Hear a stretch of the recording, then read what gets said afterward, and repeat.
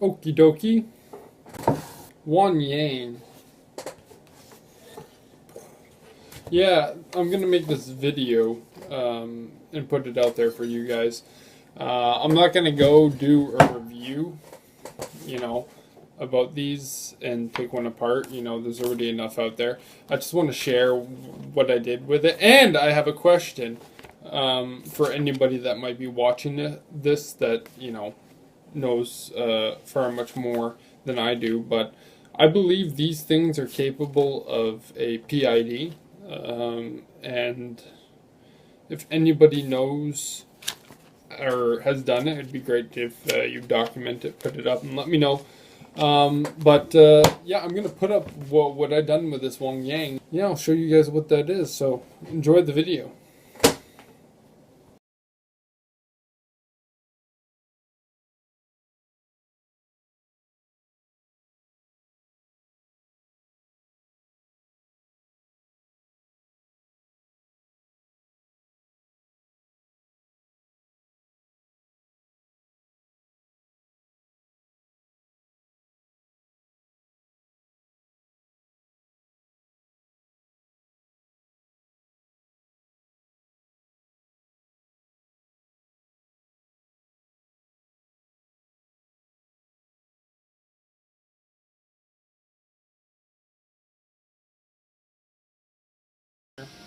So we got the drive set up on the cabinet with a big braking resistor, and the way I have it wired up is that there's a 10 volts. So as you guys saw on the face of the head, there's a tachometer or a LCD screen, and that reads out the RPM. It's just an Amazon tachometer with a magnet and a hall sensor.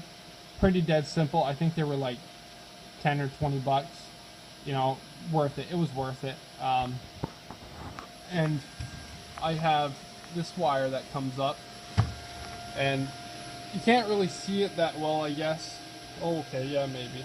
But up over here, and you can barely see my fingers. Up over there, you could probably see those two ice cube relays. So those two ice cube relays essentially is the right and left. So whether you want your motor to turn right or left, and right above those where you can see those holes and those pads work. So those relays control the big contacts, and instead of the big contacts, I'm just having the I/O control the right and left uh, in the inverter, and she works superb, right? So one thing I want to note though is that if you have the braking resistor, be careful not to switch the directions fast before it has a chance to brake, and make sure you put a good. You'll see in the manual it mentions dead time, so make sure there's a little bit of dead time, because if you switch it too much and you have your motor optimized too much, and you don't actually, let me repeat that, and you don't really have the braking resistor on yet, and you have the braking resistor programmed, you will blow it up. And that's what happened to the other one. I switched the directions too fast, and the thing went pop, and it decided not to work after that. So here we go. So we'll turn on the spindle, and I'll show you guys how I have it wired up. Oh yeah, I'll show you guys something else here, because there's an analog, right? So it runs off an analog switch. So what I've done is this is a Dynapath control. So there's no light here, I'm sorry guys, but I have it hooked up to the control, because the control gives a differential voltage.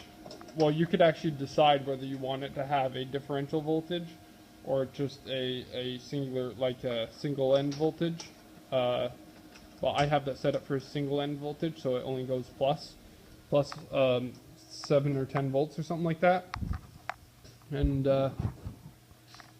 yeah, and that's what controls the RPM. So I don't, as you can see, there's a hole here. So my original idea, and it was nice because it took me a while to set up the other one and figure it out, but temporarily I just had a potentiometer set up here, and that fed to the VFD. And for the longest time, I didn't have this, so having that is so much nicer. So we'll show you guys. I'll show you guys what this is kind of all about here. So feed or whatever. So here at 1,000 RPM, I spin it off. So I put it to auto, and she turns on. She's off about 5 RPMs.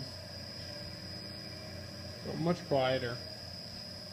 So, and then I could just come in here too, and you know, I'll reset. And what's cool is the braking resistor, because she just stopped right on the dime. So I'll press reset. Ooh, she stops pretty nice. And yeah, we'll just take her up to the full RPM and show you guys what it's about. So S for 900 is the fastest. You know, I have it set to, because the truth is, like, I'm not ever gonna really use that much more speed, especially without an enclosure, because it just makes a mess all over the place. You know, it shoots the chips quite far. So yeah, and she cranks right up.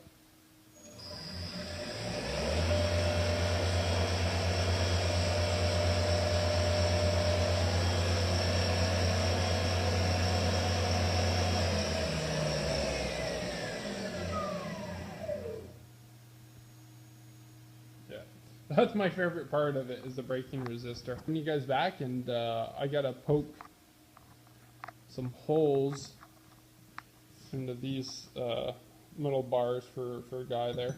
So a quick little job there. You know, I'll show you guys how well it works by drilling, and I'll post some other videos of it milling. And let me know what you guys think about that. Yeah, here we go. I already spotted them. So this drill is a it's over 1/2 inch. It's about 600 thou. I don't know what the fractional is. Forgot. RPM is about 500, and I'm gonna be turning about 7 thou per rev. So that's gonna be like 3.5 thou per tooth on the cutter. So, see how she digs it.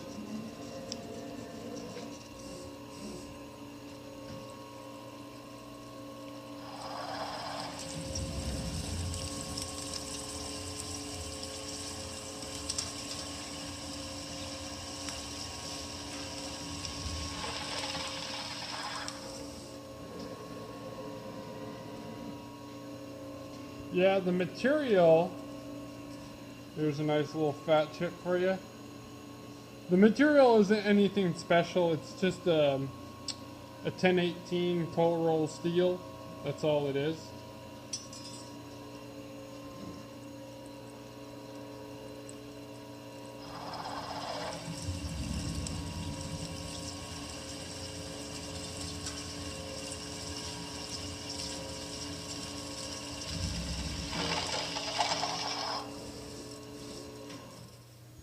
So yeah, she pokes holes pretty good. That's a fat ass chip, you know. So she works well. So there we go.